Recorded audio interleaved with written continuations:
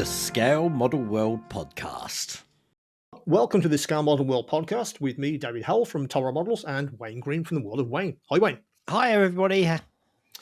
Well, it's been a while since our last episode. I'm sure you all know it's been several months. Well, we've sort of been away, and behind the scenes, we've been beavering away at new interviews and thinking about how we could, move this podcast forward. And we've sort of listened to a few things and how we can improve it. So we're hoping that from now on, we can release at least one episode every couple of weeks, and we've got some great interviewees coming up very, very soon.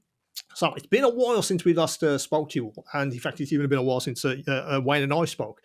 A lot of stuff's been happening, I think. For you, Wayne, I think the obvious thing to begin with is you just finished the space station, 2001.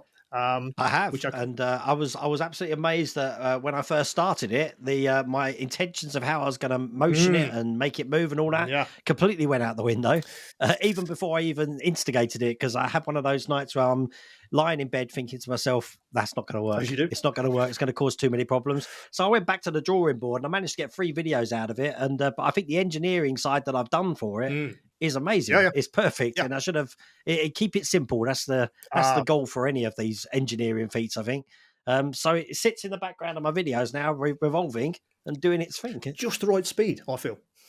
Yeah, it was. The first motor I tried was like a fan. Crazy. It was like 30 revs per minute. But because I've got a gear ratio in there as well, the motor's 2 revs per minute, but I think it goes about 50 seconds per rotation, I think. So that's perfect, isn't it? Yeah, because that's the whole thing about getting engineering right. I'm sort of looking about. I mean, I've sort of done lots and lots of lighting in my models, and of course, I've always thought, well, what's next? Well, I've done sound as well. Movement is quite a hard one. How can you get models to move and do something interesting? So I'm looking at moving roads for dioramas. How would you do that? Obviously, things like propellers or things like helicopters, you can do that quite easily. But I was thinking, how else can you do movement to make things more dynamic? Well, it's crazy when you're looking at things like slip rings and then servo motors and then other sort of motors, and then you're thinking about gears and how to operate. It's you can get yourself bogged down into so much that you think. Again, it's one of these. You've got to keep it simple. Just keep it simple, and then otherwise, the more difficult, the more things are going to go wrong. Oh yeah, absolutely. And I've done that. I've kept adding to my sort of circuits for my lighting effects. And so eventually, you almost goes, that's enough, Dave. Stop. It's not going to work. Just leave it alone. You put enough on here. That's plenty. Leave it. Do something else. So it is one of those. It's just knowing when to. It's a bit that painter's thing, isn't it? Just knowing when to stop. Step away from the model. Stop, and you end up with something good, or you never finish. You just keep tinkering for forever.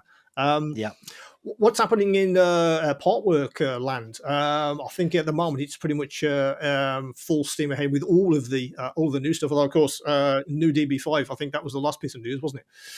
Yeah, well, we had the new DB5. Obviously, the Wet Nelly's out now. We've got a few new builds from Agora Models. We had the Ferrari 250 GTO. Indeed.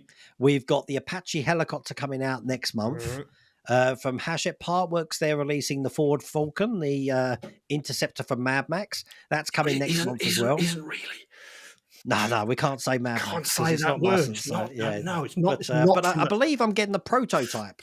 I think Hachette Partworks are going to send me the prototype, so we get to have a look at it before we built it, which is something I don't think I've ever done before. That's a bit rare. Actually, saying that, I think I did it with the Terminator. Right. And the Super Snake when Agora first came out with those. Okay. But this will be the first time I've actually got one here that I can tinker with and have a look at. So that's going to be good as well. Well, speaking of Agora, of course, Advantage Club has launched while we've been away, which is very, very interesting. So again, if you sign up and fancy building 1 or 2 of their models, even more, you get good old points, which you can exchange for all the goodies, which is quite nice.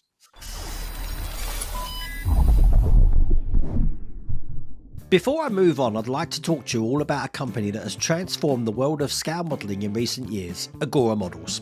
Agora Models creates museum-quality big scale model kits. They invest heavily in making sure every customer feels welcomed into the modelling community and feels fully supported throughout the course of every build.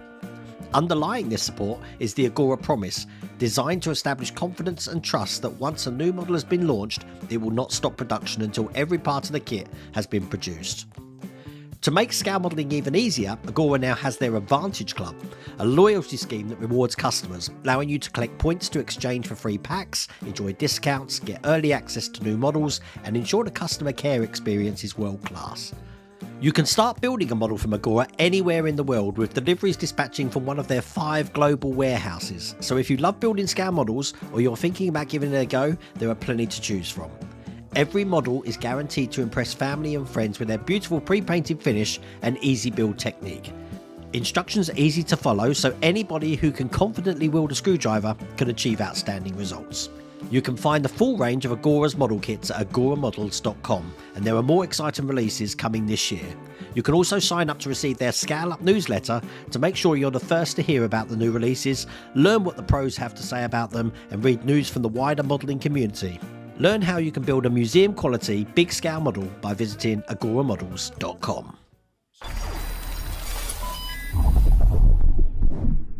That's what they do. So yeah, interesting. So I knew it was coming, but I didn't know what it was going to be. I thought, oh, it's an Advantage Club. Is it going to be a points base or something else? But yeah, if you understand what we mean in this country, I'm not sure if you get. Do they have loyalty points in the US? Not sure.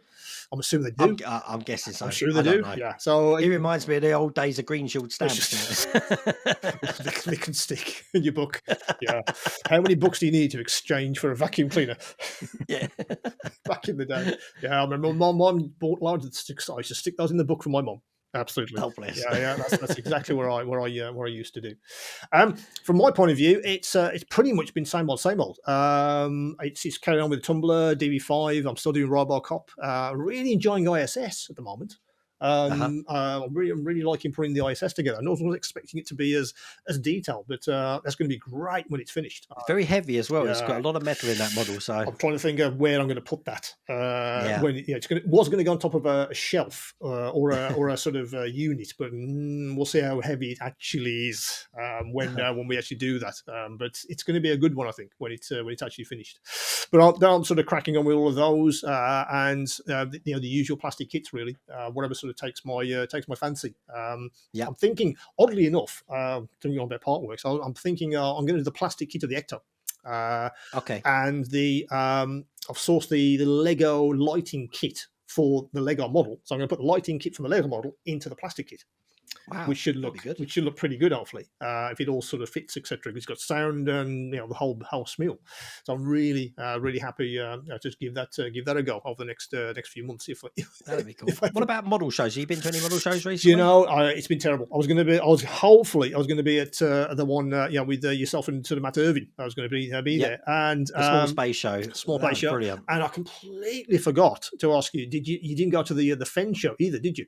No, I didn't do that one, but I did do the small space, and they had some of the props from Red Dwarf there. That's why I was like over the moon seeing that. Absolutely. That was absolutely great. So I was trying to, but just stuff going the way. I'm really going to try next year to try and go to as many of the IPMS shows and any of the specialist shows.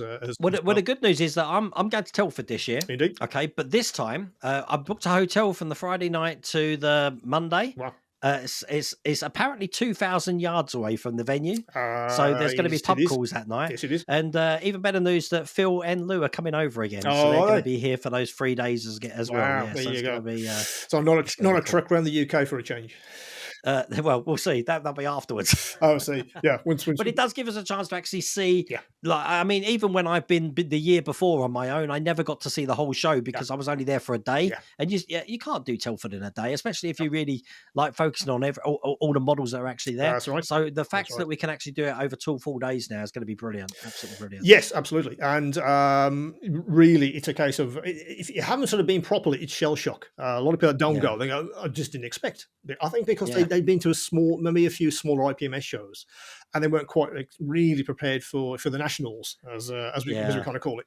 But yeah, absolutely. Yeah, it's a massive venue. So if anyone's thinking, well, I haven't been yet, well, come down. You can obviously meet us. I'll be there, obviously, with my stall set out wherever they put me this time. And interestingly, I'm sponsoring an award this year, which is interesting because I was thinking about all the competition, because obviously I try and enter something every year. Though I don't think I'm going to get time this year to do anything, which is a bit of a shame. But I was thinking, well, what I was looking through the list because they have obviously you can enter something into certain categories like cars or dioramas, figures. Yeah. And you get specialized awards for, for certain things, which IPMS have sort of put together over the years. No award for sci-fi and fantasy. So I thought, that's a crime. That's a crime. I thought that'll do me very nicely. So there's going to be a brand new award for best in show for sci-fi and fantasy, which yours truly will be judging on the Saturday afternoon.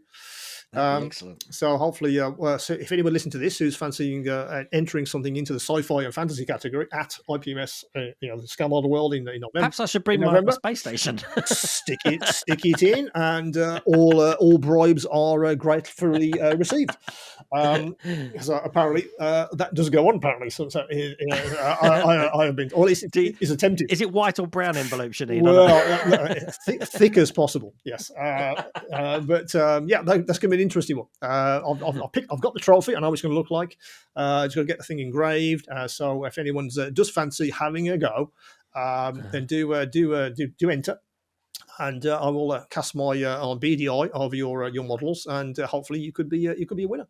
And oddly enough, you'll be obviously the inaugural winner of the trophy. So do come down and check it out. But yeah, if anyone is going to be at Scam Model World in November, do sort us out, and we'll have a chat, which will be quite take some good old selfies. But yeah, if you're going to be there for 2 days, fantastic. That'll be really really good. I'll get you up here so you can come and see my workshop. Which would be quite, definitely, yeah. Which would be quite well. I said we're up that way, definitely. So I think we're going off to Port Merion afterwards as well. I've never been there, right. So if any prisoner fans are out there, hopefully you'll get some some footage of that place as well. Fantastic, that'd be very nice indeed, wouldn't it? Let's move on. What we've had actually is a couple of questions since we've been off air. The first one comes from James Anderson, who asks. In fact, it's directed to you, one, as you're the part worker aficionado. Do you feel that there's a trend in part work builds to move to full kits? I think James is really thinking, well, maybe he doesn't want to wait 2 years to build these things. Yeah, I'd rather just buy the whole kit if it's going to be possible. But of course, not everything is available. In fact, most things aren't available. But do you sort of feel that there's a trend towards full kits in the part work modeling world? Yeah, definitely. The obviously Agora Models now do it when they reach pack 12. They start offering things as a full kit. Now, recently, it's a couple of months ago, I was in Barcelona with Fan Home, and we were looking at the replica collection. But I got to speak to some of the licensees over there and some of the marketing people as well. And I didn't realize this might be going off topic, but I will bring it back, I promise. They're talking about I was saying to the license, so what happens with the X-Wing? We don't have the X-Wing anymore. Or do we lose the license? They're like, no, we've got the license forever, pretty much. But so I'm like, why don't you bring the X-Wing out again? Yeah. And they're like, well, funny enough, we do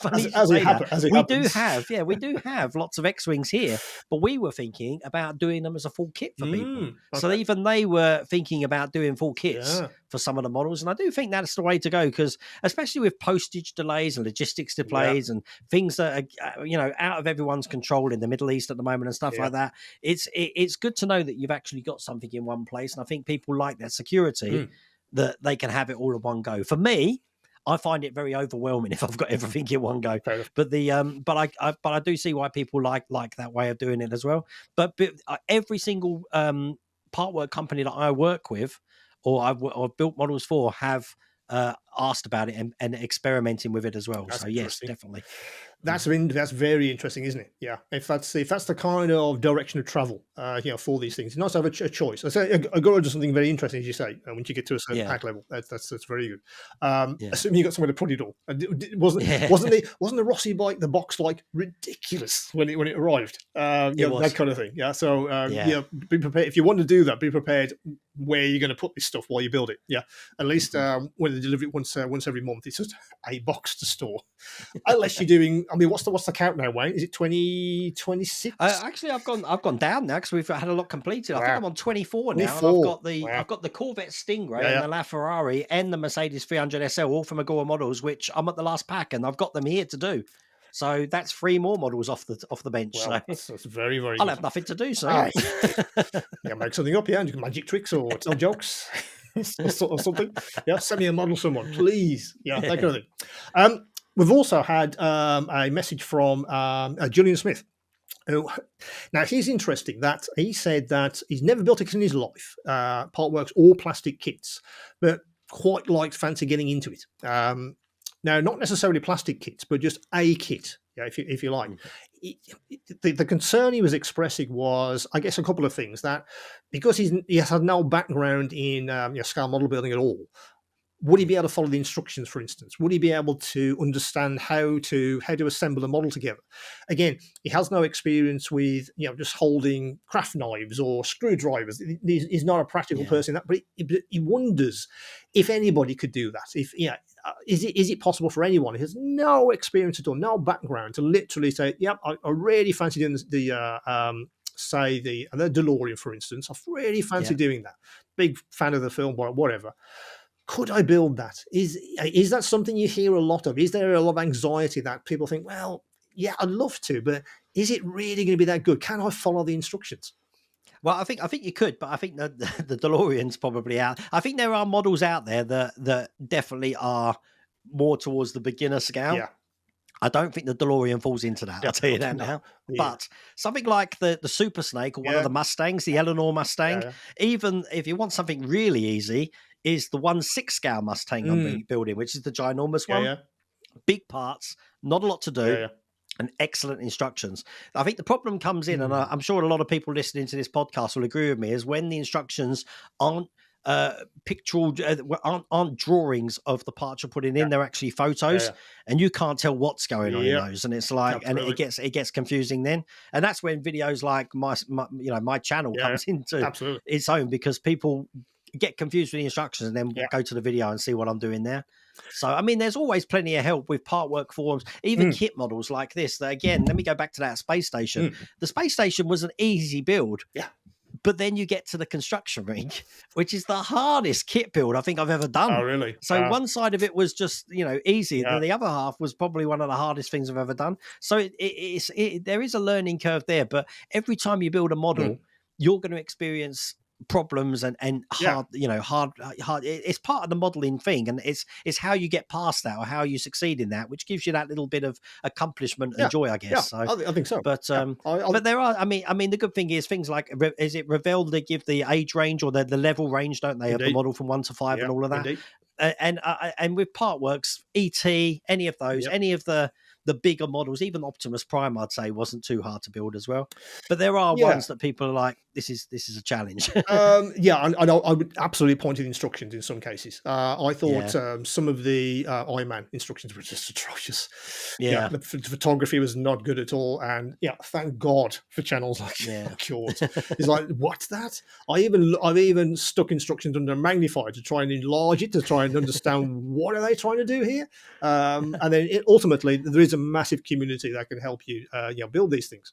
But I think you're right. I think it's an interesting point that if you want to sort of, I guess, practice a little bit, then guys like Airfix do lots of beginners kits, snap together, even just to try a few snap together kits to begin with. Even beginners kits, which have very few parts. They give you the paint, etc. If you fancy trying that, just maybe sidle up to something bigger. I'm not advocating jumping in the deep end. Absolutely, I picked the DeLorean because the only one I could think of. But even I would not point to beginner to the DeLorean. Hey, you know what is a good kit to start off with? You'd be shocked by this. Gundam models. Yeah, absolutely. Snap together Gundam models. Absolutely. Just the simpler ones, not the perfect grades or anything. Because I've got my daughter doing some of them now, because that's getting her into the sprue cutting, and it's again, you're learning lots of skills just from that. That's exactly it. I think that's what it's that hand-eye coordination. How can you practice that? If you have no experience at all, never held a screwdriver in your life, then you just need a little bit of practice. So a few cheaper kits, and you can get yourself into a situation where I feel confident I can jump into the Super Snake, or I can jump into the DeLorean at some point. But it's that thing about you can absolutely do these, and if you do get into trouble, you're not on your own. It's not the case of I've had it and you put it aside. No. there's lots and lots of help out there. So I'm hoping that's helped you, June, and let us know which one you decide, which would be quite nice. Well, again, thanks for sending those questions. As always, do get in touch with us with any sort of questions or topics which you'd like us to maybe discuss or debate on this channel. It's absolutely, this podcast is for you guys. So please do get in touch if you have anything you'd like us to sort of talk about. Are you building the fan home kit model? We've got something that will take your model to the next level. Introducing the Ultimate Electronic Kit by Millatt Mods, the pinnacle of electronic upgrades for your fan home kit model.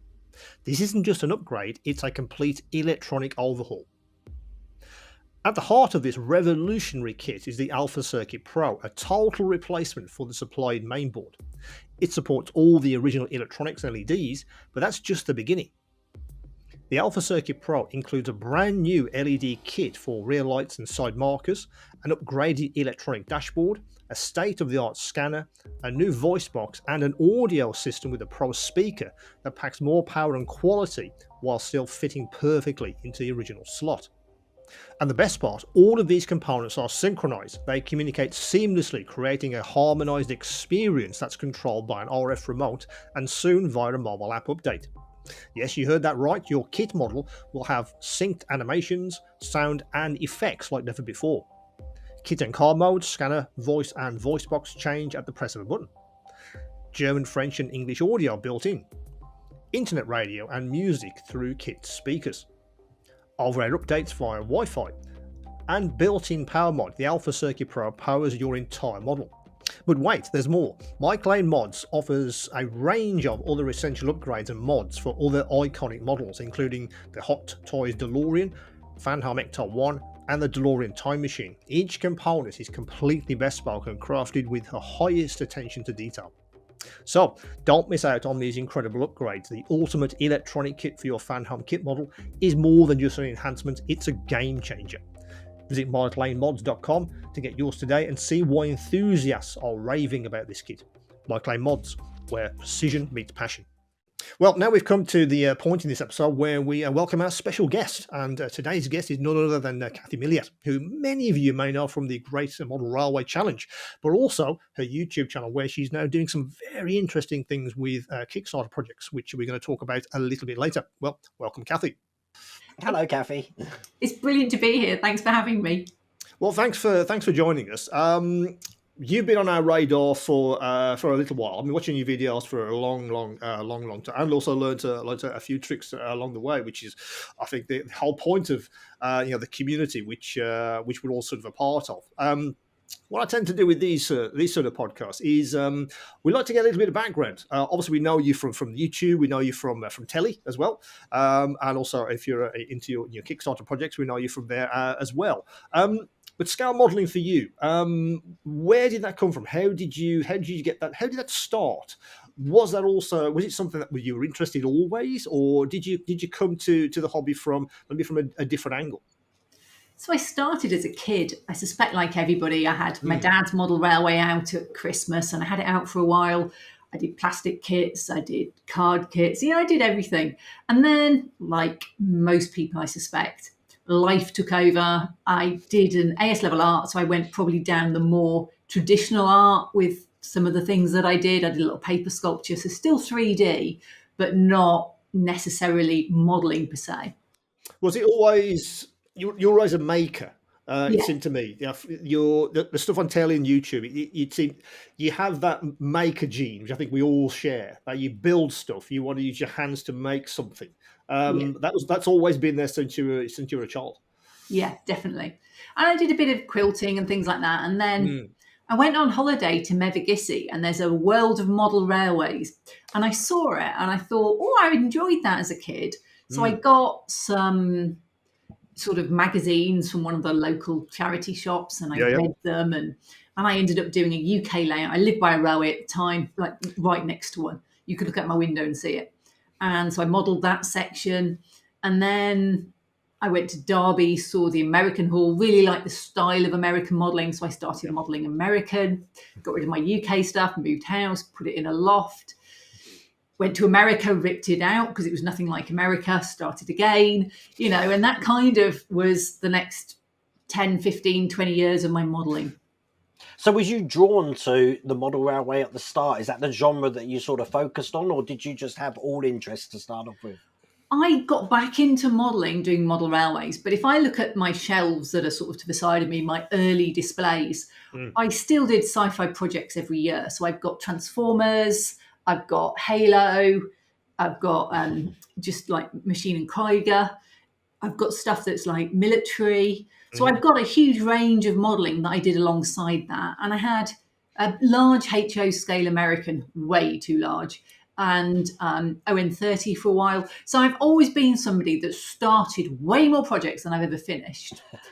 And I get bored easily. So I like to plan and design things as much as to build them. So I probably planned and designed about 10 times more than I've ever built. But there's always been a mishmash. I remember going down the rabbit hole of orreries, the planets spinning around a sun. And I'd got in Excel every single gear that I ever needed worked out. So I could do an entire solar system, and I was starting on the moons. At which point I started to build a card one, it warped and went, yeah, no, that's enough. I think that's right. I think you kind of have to decide how you're going to approach. I think model making in general. I think everyone listening to this will say, yeah, they're all nodding. So yeah, we start probably more than we finish, or we have an ambition to do whatever the project is, and it just never gets done. There's just not enough time. Everyone has maybe a stash that is going to far exceed their lifespan. Let's be honest, it is, and that's just part of the hobby. But how do you decide that then? Because obviously you do a lot of different kinds of things. Is it just that? Is it just, well, I quite fancy doing the railway stuff this week, or do you mash that up during the week to keep it interesting? Because I've spoke to a lot of people in model making, and it's just that it's odd that you mentioned time frames. I know a lot of model makers that won't take on something that's too long because they get bored. They want to do something new. Other people, it's more about quantity. One kit a week, every single week. I have to finish one on a Sunday. That's their thing. If they don't, they think they've failed, or how do you decide what are you going to do? And is the time frame an important factor? I wish I'd been more self-aware when I started my massive New Haven layout, because I designed this massive one, and I did a little bit of everything, and I got everything to a certain level, and then I just went, well, I've done one of everything now, and everything now is just more of the same, more of the same, and more of the same. So I stopped doing it, and it sat upstairs in my loft, which was too hot in the summer and too cold in the winter. Now, you can fix cold easily, but in the UK, it's really hard to fix hot easily. Absolutely. So I just never went up there.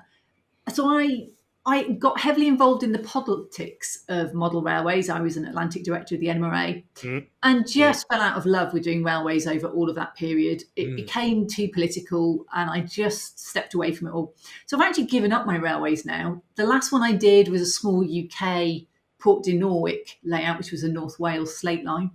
And I did it in 8 weeks in the end. It was the second version of it, and the first version sat on the side for 3 years before it went in the skip, and I started again. Wow. So it wasn't a quick thing before I did it in 8 weeks. And I did that for a program on TV, not the Great Model Railway Challenge, but the Hornby program. So I did that, and then I got rid of all my railway stuff. I got rid of hundreds, at least 100 crates, the fold flat crates of railway stock and pieces and bits and bobs. I kept all the scenery, and I just went, I can't do this. Part of it was YouTube. Upstairs wasn't lit well. It was very hard to get good projects when you can't even get a camera in without it standing on finished models and damaging them. Sure. So I wanted a studio to work in, because I've been working on my kitchen island, and my kitchen had disappeared, and I actually used to go into my mum's to eat because I couldn't eat in my own house anymore, because it was just so grotty with dust and resin. And I think I've seen videos of that. I'm sure I have. Yeah. So in the end, the railway went. I had an extension, and I've got a really nice workshop up there. But I feel no desire to go back to railways, and I get asked about this a lot. And people always ask me, when's the next Great Model Railway Challenge? And the short answer for anybody who wants to know, I've not heard anything in years, so I doubt it's happening anymore. Probably no. Yeah. And it wasn't, I don't think it was even happening, but COVID was the last nail in the coffin for that. But I now actually model full-time as a job. Wow. So for me, modeling is something that I squeeze around that. And I've been doing this since actually more or less the start of lockdown, because I left my last job in that March. And so I was more or less, as long as this lockdown started, I went into being a full-time modeler. And I dotted around because I couldn't work out how to make money. I did content creation, which over lockdown was increasing. And then I just hit a wall and nobody wanted to watch my videos anymore. My viewers dropped off. My subscribers actually went down for a bit. I wanted to get to 100,000 the first year. I'm still not there now. And I got like 35 new subscribers last month, YouTube tells me. It's like, yeah. I wrote a book. So I wrote or something like building realistic model railroad scenery. Yeah. Ironically, Amazon sometimes writes to tell me to recommend that I buy this book, which always amuses me. And so I spent a year writing a book about model railroad scenery. Could you buy your own book just to increase your sales? Yeah, that's crazy. That really. You know what? It's a very similar story, because as soon as lockdown hit, I quit my job as well. Yeah, that's and right. went into modeling full time. That's right. The great thing I found about the journey you've taken is that from model railways, you can get so many skills from that, which actually transpose over to the other sort of model genres that you're building, which I think is absolutely amazing, because I've seen some of your dioramas and stuff as well on that. And that really makes it. And that's something that I found, because I'm off to Wanderfest in a couple of months in America to see the models there. A lot of people focusing on building the models, not so much the dioramas, because it gets to that point, as you were mentioning, that, that model's finished. When do you move on? But it's that extra part. Well, the model's finished. Now I need something to display this in, sort of thing. I think YouTube's bad for that. So if you, I haven't put many YouTube videos up recently. I do them now when I'm doing Kickstarters, and I'm actually just finished painting some Bad Batch, and I was sitting down to edit this morning, and I hate video editing, which is ironic for someone who spends so much time on YouTube. I really hate video editing. So that's my plan this afternoon, after I've cleared out the spare bedroom for the decorator. But I find YouTube promotes quantity over quality, because people have this, I must do a video this week. And I did a video a week for years, and I would never go back to it. But even when I was a full-time content creator, I drove myself ragged trying to get them finished to my arbitrary timetable, which YouTube says you need to post regularly. So I'd be like, I haven't had a video up for a while, I need to get one out. And I felt like the last 5%, where you put it on one side and you look at it and think, it needs decals and I should have done maybe a little bit here, or actually it needs this tweak here. Or you're so busy you don't get a chance to post it on social media, and then people will weigh in with comments going, you should have done this, you need to change this. And you're like, well, it's finished now. I'll never do it on this one. I might learn that for a future diorama, but I'm never going to go back and redo this one. And so suddenly you find, actually, I feel like I'm always at 95% and never get to that full completion, just because I have to get it done for YouTube. So for the Bad Batch, I'm doing Bad Batch minis, which are 3D print at the moment, because it's on and I love Star Wars and it's Bad Batch. And I ended up printing, and I've got a few fails. So I've got 3 of some of them, and there's like 5 or 6 people in it, depending when you are. And I've got like 5 of some of them. And I'm going to do a series of dioramas now, having these little figures in them. And I'll do swamps and snow and all sorts, just a little bit of variety. And I started the video for this February last year, when I printed the Bad Batch shuttle. And then I printed the minis not long after, about that time for it. And then I smashed a few, dropping a piece of terrain on them. And then I kind of must have sprayed them black at some point, because they were, I'd reprinted them all, and I must have sprayed them black because they were black when I came to paint them for this video. And they were just like, they've been here a year, and I finally should get around to doing them. But I don't know. I just don't seem to get around to do a lot of modeling, because my full-time job is designing rather than modeling. So how anybody manages to build a kit a week is now beyond me, because I've been there and absolutely committed all day, every day, all evening, every evening, not taking a single hour off, and I just burnt out on it. Oddly enough, excuse me, that was something I wanted to ask, if I'm both of you, because you have something in common as you do this full time. I think listeners would be interested to see, or listen hear how you actually structure your days. Because obviously we talked about YouTube, we talked about how you actually build the stuff, etc. I'm very interested to find out how you actually do that. Obviously, you have an end product in mind. I mean, in your case, it's usually a YouTube video, I would imagine. That's something that's the end game, if you like. But how do you guys structure your days? How do you actually do that? So it's obviously your full-time jobs. I'm very interested in how you do that. So is there a typical day for you guys, or is it different every day? Well, for me, I don't have an end game, because if a model takes a year, it takes a year, and I try and serialize it. But I always make sure that whatever the filming time is of me building a model, if it's like 2 hours, 3 hours, you can guarantee it's probably going to be 5-6 hours to edit it. So it's double. So I've always got that conscious on my mind. Sure. And then in the morning, I will. I mean, I've already finished today's one, but I try and work in the morning to give myself the afternoon off, so I can have that little bit of freedom when I'm away from work to do exactly what I want. But I don't pin myself down to sort of like an end goal, because eventually it will get there at the time, and the content that's created is in small bite-sized chunks, because YouTube tend to like 10 minutes is the sweet spot. Anything over 10 minutes or below 10 minutes, the algorithm just plays havoc, and you never know what that magic sweet spot is with YouTube, unfortunately, because they're always changing it. So for you, it's almost like a 3-to-1. If you record for I don't know, 6 hours for a 2-hour video, that's the time really. The recording of the stuff and the building the models, that's the easy part. I think both of you are going to agree with that. That's the easy part. But if you are sort of wedded to YouTube as that's going to be the product at the end, then it's kind of 3-to-1. It's the editing. It's not the. And then the problems come in when something goes wrong, because if you're building a model and something goes wrong, it just throws your whole day out big time. What do you think, Kathy? Have you got the same? I'm completely different, because I don't do YouTube videos anymore, really. They are a marketing thing for me now. Now I'm doing the Bad Batch because I probably need to do a few more on my channel to keep it ticking over. And I still would like to get to the 100,000 at some point. I just want the plaque, okay. You're not far. You're like 9,000, aren't you, away? But I've been 9,000 for a year and a half now. Right. Okay. So I'm like plateaued at 90, and I just haven't. Oh well, you guys are professionals. I mean, I'm dreaming of 1,000. That'll do me. You probably get more new subscribers every week than I do. But no, I mean, I now design 3D print designs for a living and sell them through Kickstarter and then on stores. So for me, my day is very simple. I get up, I check my social media, which you could call business, because I go through all my business emails and stuff. Yeah. I start work, I design, I will set test prints to go. When I'm printing in FDM because it's been terrain. So I normally have 4 printers running 24/7, getting my test prints out, because I do way too much stuff, and I test print everything.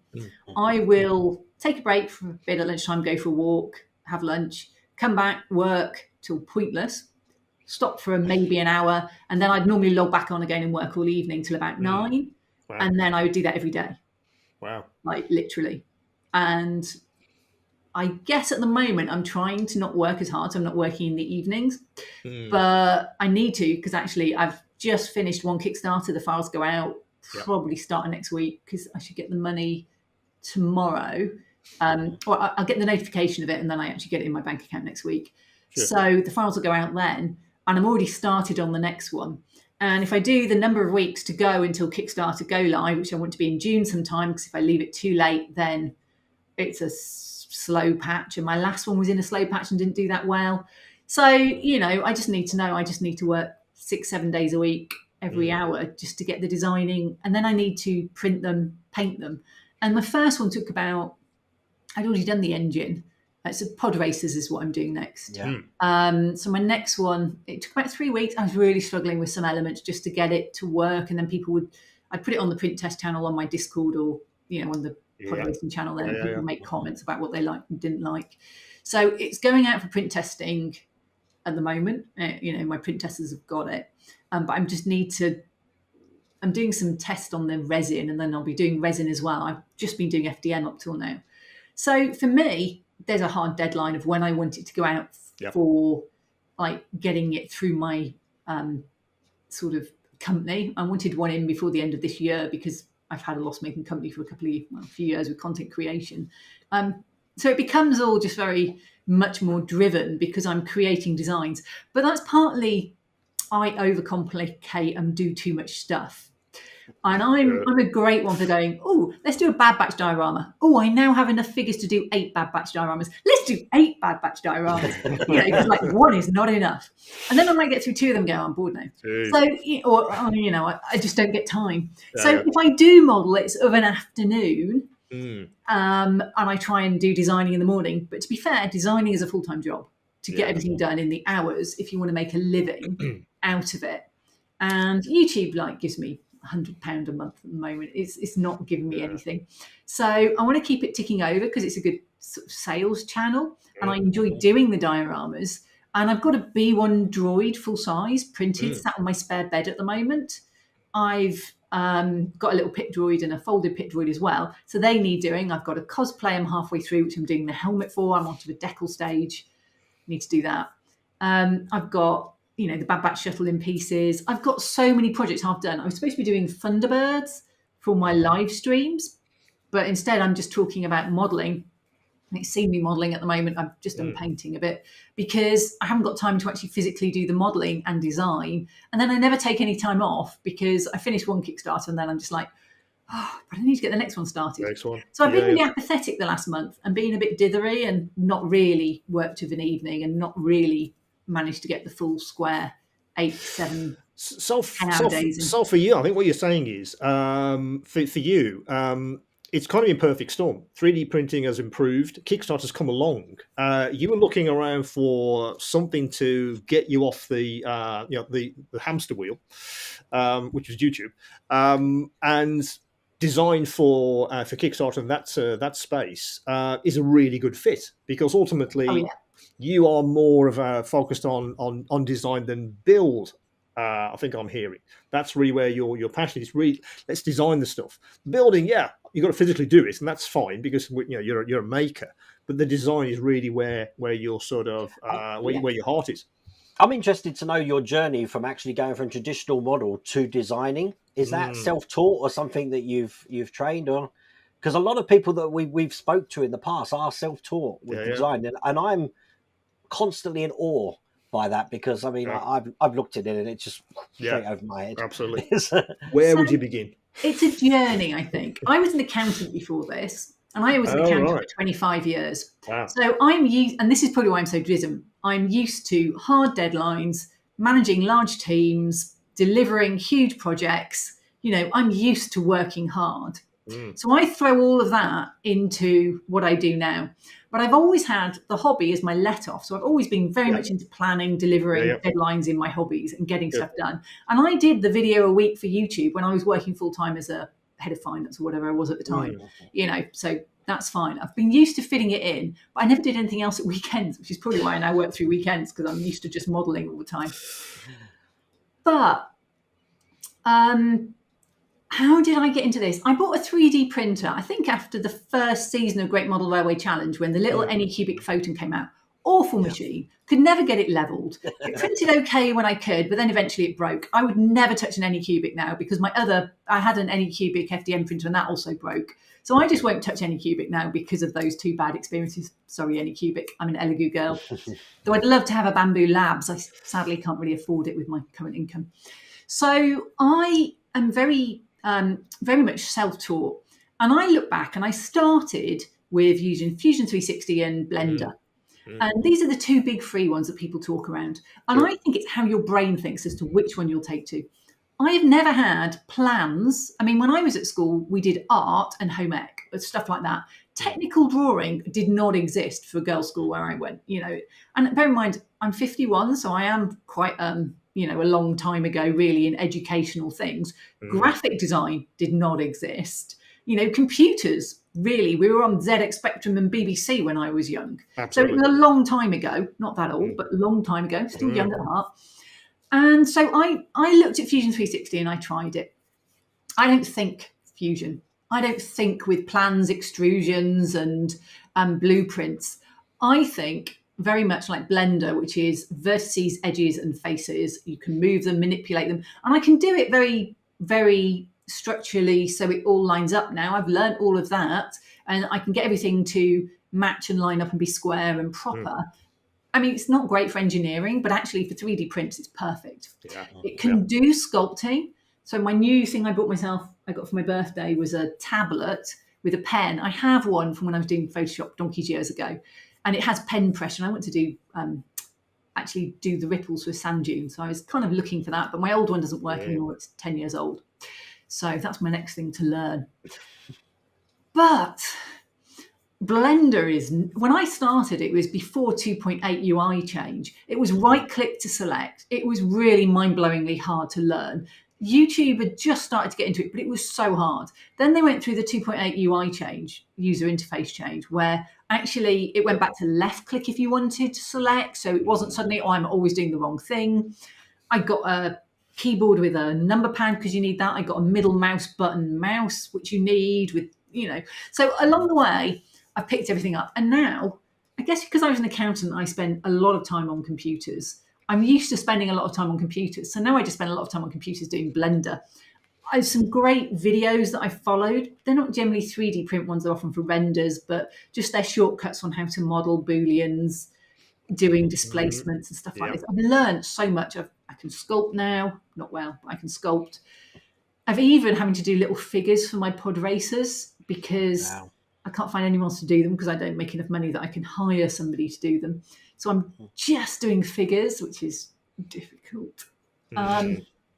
Let's put it that way, especially when they're alien and they're like a giant head with arms and legs. It's, okay. So, for me, it's been a journey and I keep learning. And one of the biggest things that I had to learn was how to make a beautiful Blender design printable. So I did recently, I just did Maul Scimitar from Phantom Menace because I wanted to do it. And it's screen accurate. So whether I'll ever sell it or not, I don't know. But I went to make it printable. And of course, I haven't been making it printable. I went because it was just a hobby project over Christmas. Yeah. What I do for fun is also the same as I do for my day job because I'm weird. Yeah. So I thought, let's just design Maul Scimitar for a fun Christmas project. And I've still got the legs to do and that's it, really, it's done. But making it printable was just like... So, of course, I didn't do this. I did it screen accurate. So none of the angles, the overhangs, nothing's been sorted to print. Whereas normally when I design everything to print as it is, with no overhangs. Though I did find one the other day. I spent ages making sure it works for FDM to print because that's the chosen one I do it in. So, it's been a learning curve. It's steep. And people say, I might just get into 3D design and design stuff. And I think for people nowadays, they've often grown up with graphics programs at school. Yeah. They've learned 3D design at school. So it's an easier entrance. There's a lot of stuff about games. So they'll have at least learned the basics of doing, all of the stuff for gaming. Yeah. Some people have ZBrush, but an awful lot of people use Blender because it's free, because you can render in it. You can do almost everything in Blender that you can do in the others. It may not be the best program, but you can make it work. So for me, it's just been watching videos, do some courses, teach myself, work out why Booleans just fail every single time if you put two onto the same thing, and they won't 3D print properly. I've got a great website I found because I have a Mac and NetFab doesn't work on Macs. Yeah. And the new NetFab that Autodesk have has screwed it up, and that fixes your files. I found another one to fix my files now when they're absolutely not working for some reason. So, it's all a journey and it's practice. And it's also about, for me, it's now a business. So it's about working out what sells. And that has been the hardest thing because I overdo rather than underdo. So there's probably 700 STLs in my last. Wow. One do you feel when you sort of step back? I look at this all the time. Stuff that I could get 3D printed and just because I like the design. But the marketplace for these seems to have exploded. There seems to be a lot of it out there. At least it's come out of I guess Warhammer. It's come out of the gaming community per se, but it's turned into more of I guess what I would call more of a model making kind of space. Particularly figures are over say 50 mil, 50 mil, 75 mil figures, these kind of things, which you can just buy, print if you can, or get someone else to print them for you, and away you go. So the market seems to have. It seems to be larger than it was, and there's a lot of stuff out there than there used to be. So, are you trying to find sort of your niche? I mean, your Kickstarter, obviously, recently, but do you think that's what it is? You're looking for gaps in the marketplace, and say, well, that would be very interesting for this group of people. I mean, how are you reading the marketplace, for your designs at the moment? Do you feel it's changed? Is it something that you can influence yourself? Is it all about something brand new and innovative, or is it more about looking at large franchises and doing something interesting within those franchises? That's a really good question, and I sound like a politician saying that.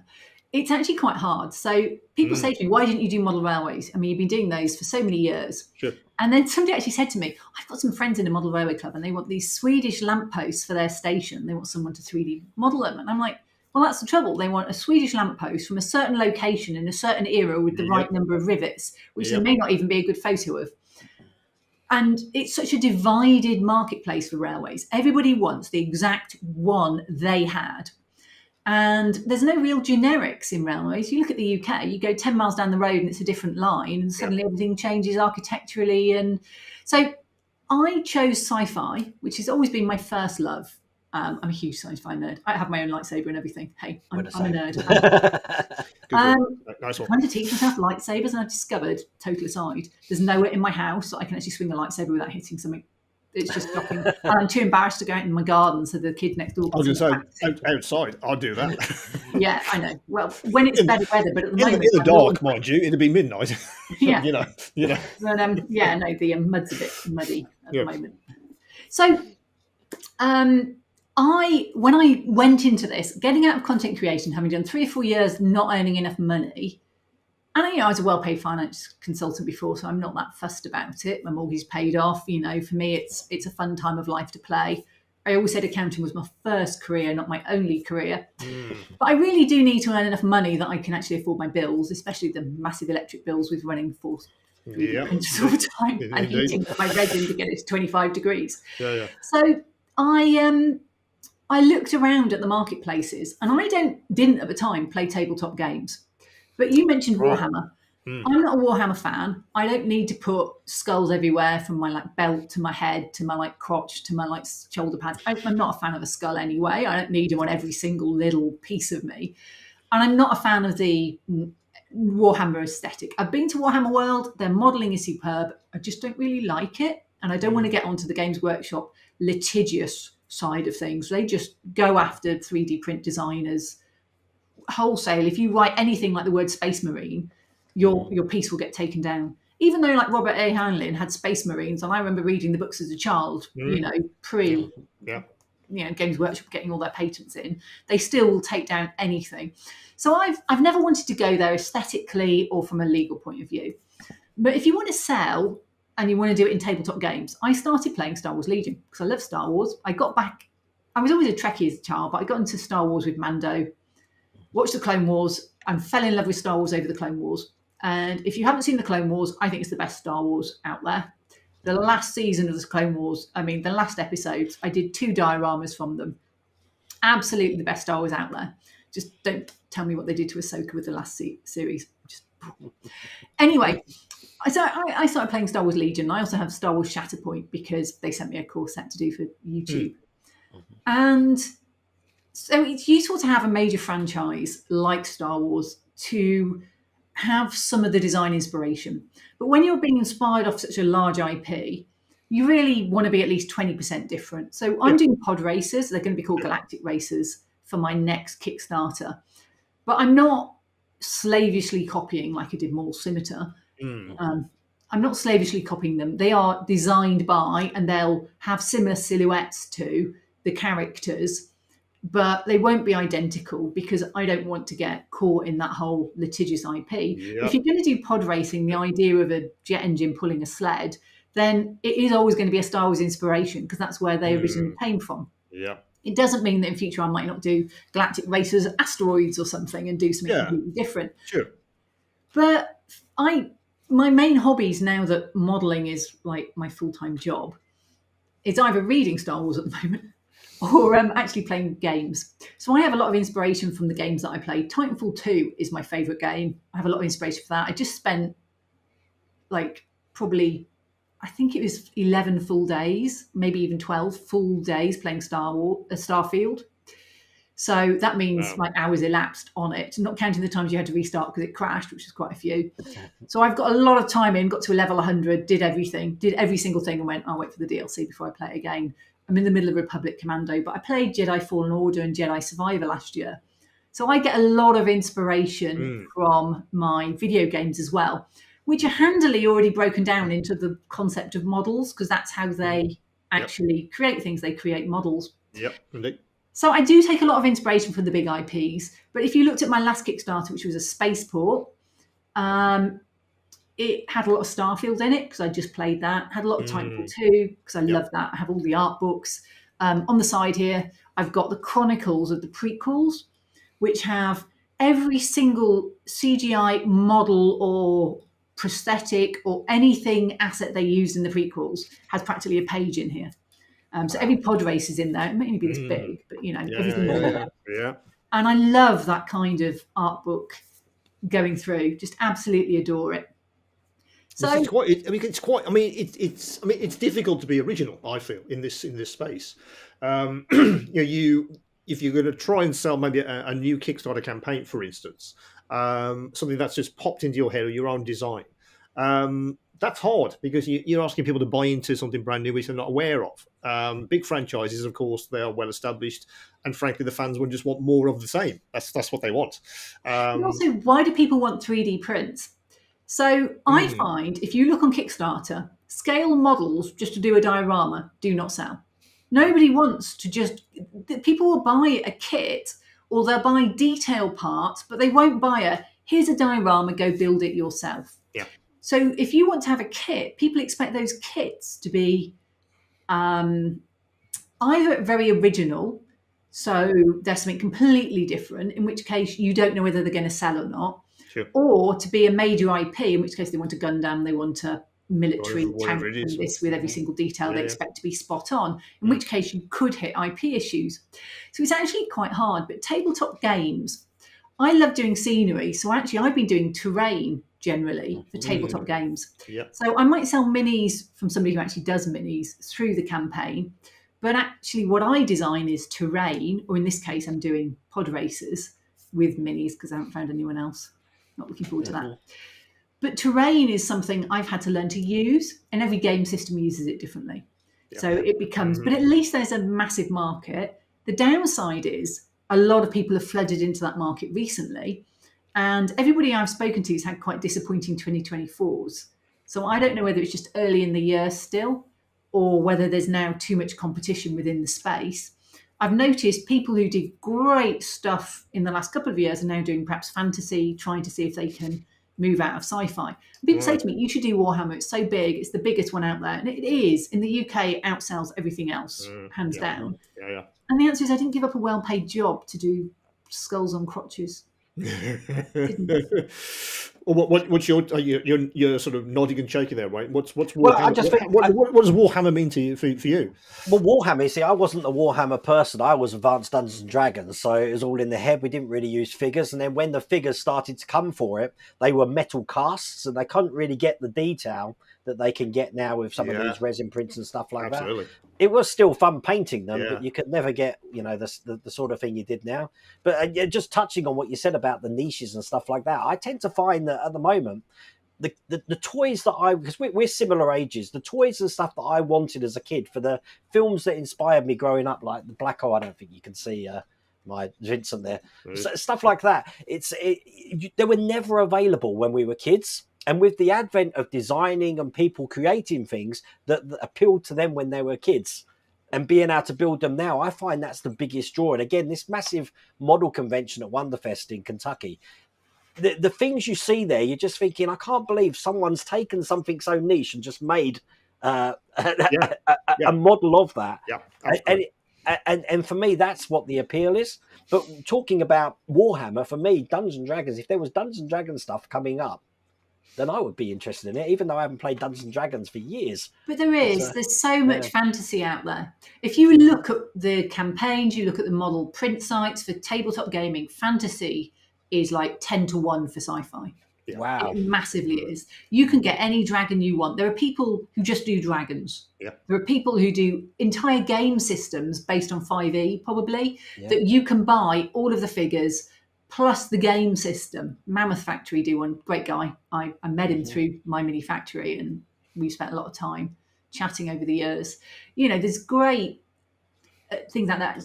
One of the people I know through Discord is doing a game for my pod racing.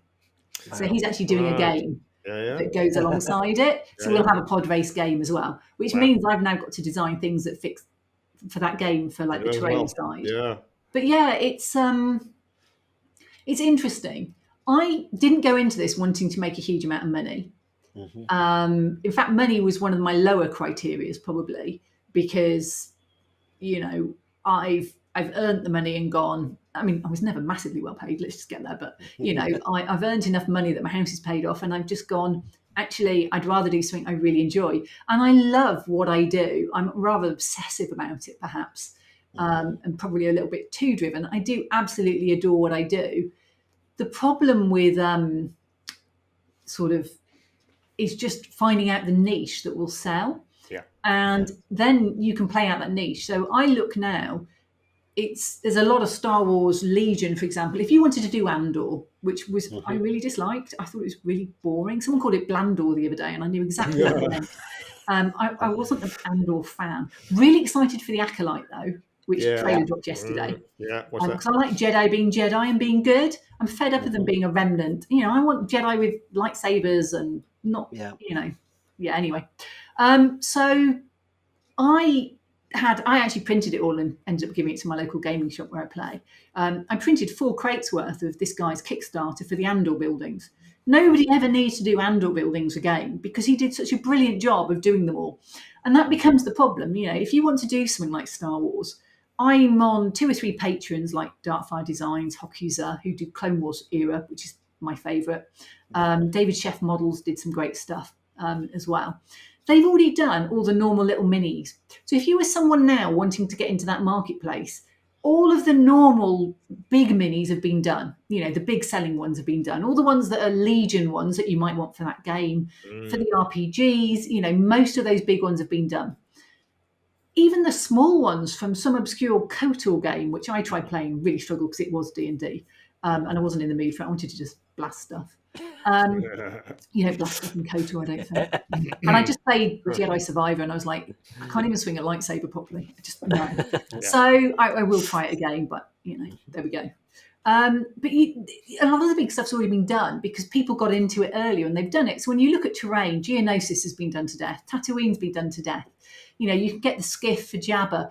You can get all sorts of things. Mandalorian stuff, when it comes out, people do it. And some of these people have the terrain out within a few weeks, well, in the same week that Andor or Ahsoka, whatever the show is, they've had the figures out that week. And I'm like, I'm not that fast. Wow. You know, and they've got patrons, and these are large patrons with a lot of people.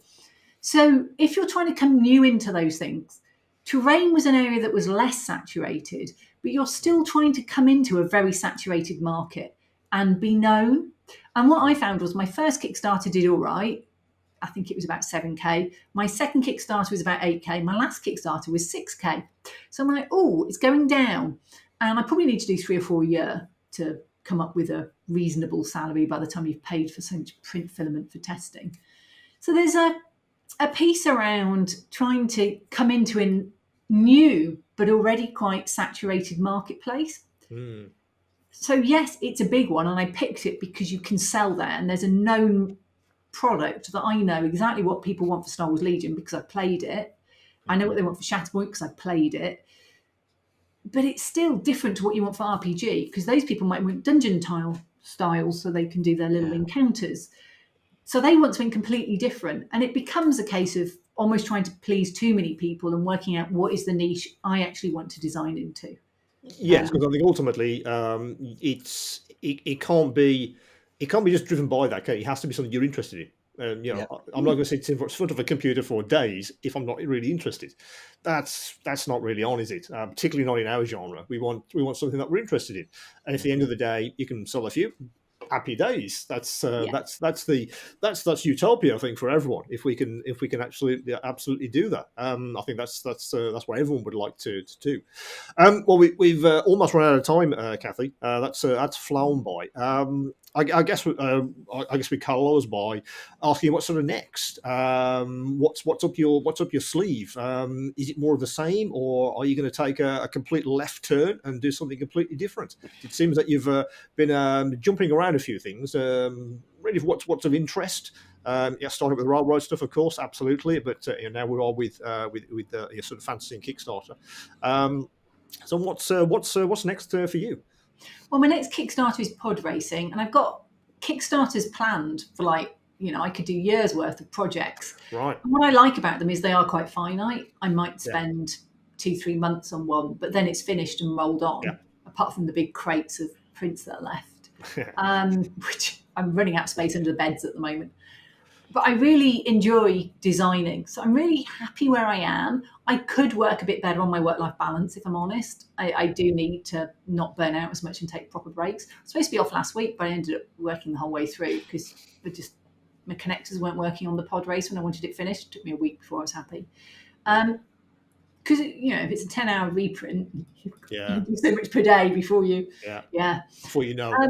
Absolutely. So definitely more of the same, as long as it continues to grow. And it didn't grow as much last time as I wanted. So I need it to continue to grow, even if it's just $1 or $2 grand each time. I really need it to become to a level where I can perhaps do 3 Kickstarters a year. Just because of the scheduling on Kickstarter, you really can't sell anything close to Thanksgiving in America. Anything after Thanksgiving because they spent too much money. Anything then in January and February because they've still spent too much money. And I did a February campaign and it wasn't the best, but I wanted it in before the end of March for my company to have the money in that year. And then you can't do it over the summer, which is really long because the Americans have very long, and the Brits are off. And America and Britain are my 2 biggest markets. So by the time you've got that, you're really limited on the few months you can do it, and you can't ram them all together. So it becomes a really odd thing. I don't want to go to the monthly grind of a Patreon or a Tribes on My Mini Factory or anything. The grind that I had once on YouTube tells me that if you're on your own, there's no let up 1 month if you suddenly need to do something else. Whereas on a Kickstarter, I can just put it back a month. It may not be the best time for it, but I can just put it back a month if it's not finished. So definitely I need to learn about doing less and charging less because I do something smaller, but perhaps adding more parts to it. I'm still learning the Kickstarter trade. I tried Facebook advertising for the first time on this last one. I don't think it covered its costs. And interestingly, they start billing you at £2, and then they go to £2.30, and then they go to £2.60. So I ended up with like 100 bills, and I've got to manually put these through my company for VAT reasons. And it's like, really? Yeah. Could you not just have charged me once for the whole campaign? No, apparently that's not how Facebook works. I'm now up to £6 per invoice. So with your new Kickstarters, you can, because you've got an Instagram as well. Do you market that through your YouTube channel and your Instagram now, so people know about it? Yeah, that's mostly what's been on my Instagram recently, because I don't think putting designs up is that interesting. I'm about to start dropping the pod races. I was actually rendering out before we started this with the new connectors on my pod races.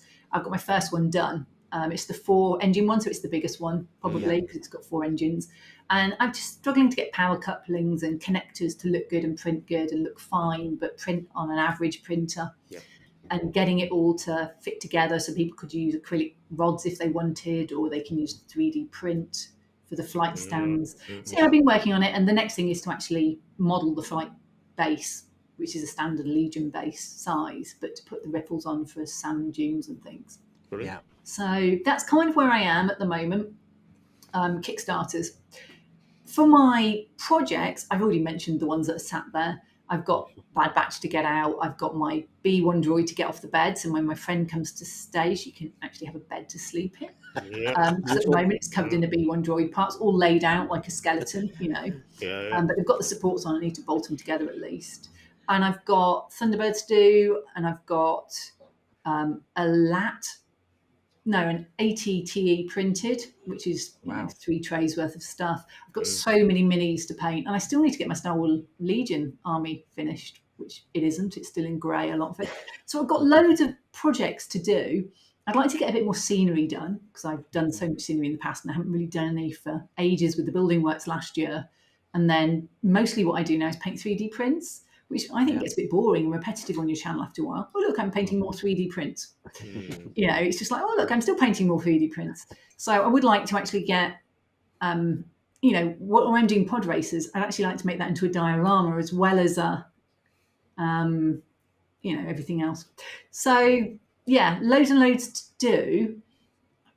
I just need it to make enough money that I can carry on, really. Well, I'm sure that'll be absolutely fine. I think so many irons in the fire. I think you'll be absolutely fine.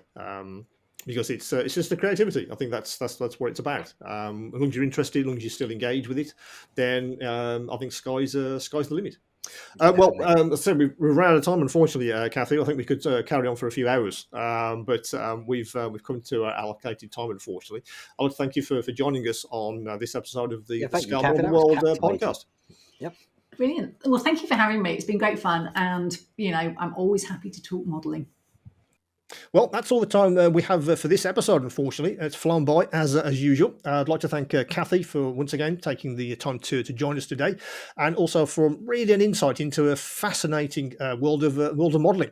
In the next episode, we're speaking to a good friend of yours, Wayne. We're speaking to Keith at Cosmic Scale Models. That should be a very interesting one. He's doing some very, very interesting stuff with good old 3D printing. So again, don't forget to hit that bell icon so you don't miss the next episode. So until the next time, it's goodbye from me and it's goodbye from Wayne. Take care, everyone. See you later.